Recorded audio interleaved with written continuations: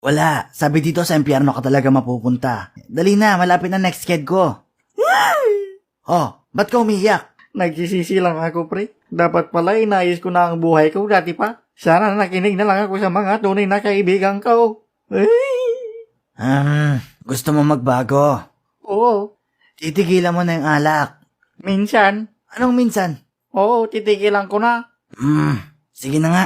Pagbibigyan kita. Hindi pa kita susunduin ngayon. Bibigyan pa kita ng oras para ayusin ang buhay mo. Oo, talaga? Oo. At lagi mong tandaan, masyadong maikli ang buhay para sayangin sa lungkot at katamaran. Lagi mong pipiliing maging masaya. Babush na ako. Wow, thank you, kamahatan. Promise, hindi na ako. Minsan lang ako iinom. Basta hindi na. Ha? Bumalik na ako sa katawan ko. Yes! Wait lang, tawagan ko si Aubrey.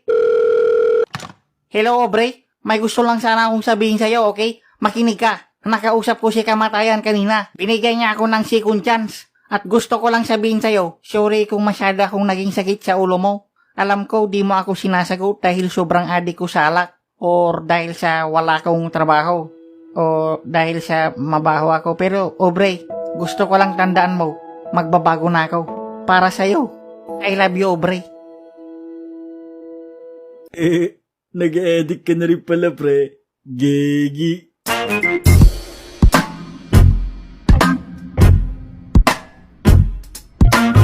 Hindi ko alam kung saan yun eh. Yun na lang kasi yung natirang brief ko.